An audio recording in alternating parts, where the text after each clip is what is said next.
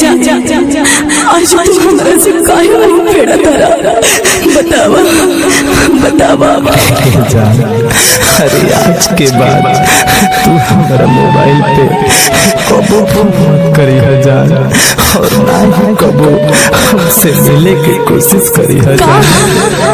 तू का कह तारा आखिर हमार कौन गलती रहे बतावा बतावा कौन गलती बा हमार।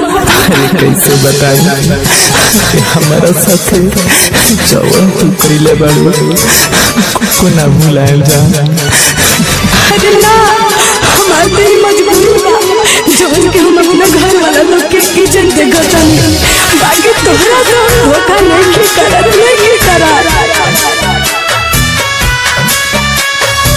Music by Gaurav Roshan। जईबू तो जा सनम तोहरा गइला के गम न बा।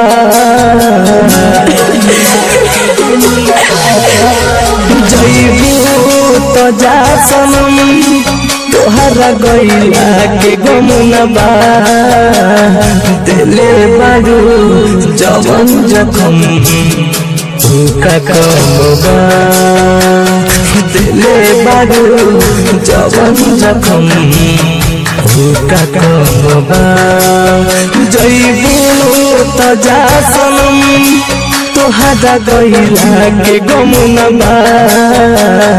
दिले बारू जवन जखम का कमबा। दिले बारू जवन जखम का कमबा। अरे तू का जनवा हमार मजबूरी ऐसे ही तू धोखाबाज नहीं खा सकत। अरे देख लेनी तहार प्यार बहुत प्यार दे देलू।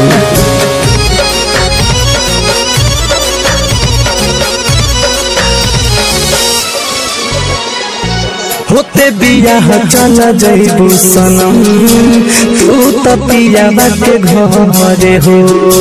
सुनी खबर दिलाबा हमार भीतर भीतर जहरे हो।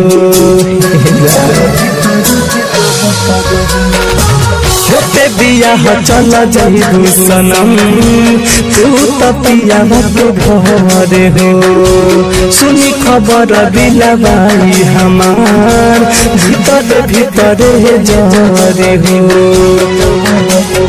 सारा वादा इरादा पहिले मनबा।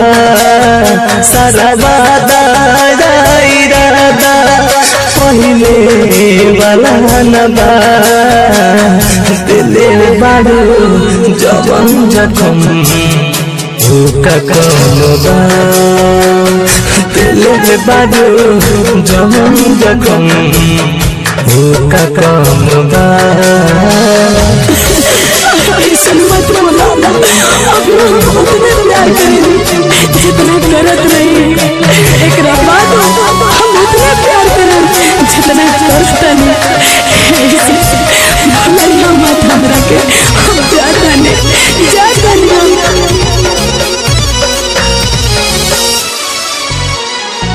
बात टूटल पहिले से हौर के कना तुरबू हो। हाइया दो जब राजा विकास के सुन रो अब सुसुकबू हो। बात टूटल पहिले से हौर के कना तुरबू हो। हाइया दो जब प्रकाश राज के सुन रो अब सुसुकबू हो। घुट के जियतानी बाकी तुहरा गम न बा। घुट के जियतानी बाकी तुहरा गम न बा। दिले बारू जवन जखम का कमबा।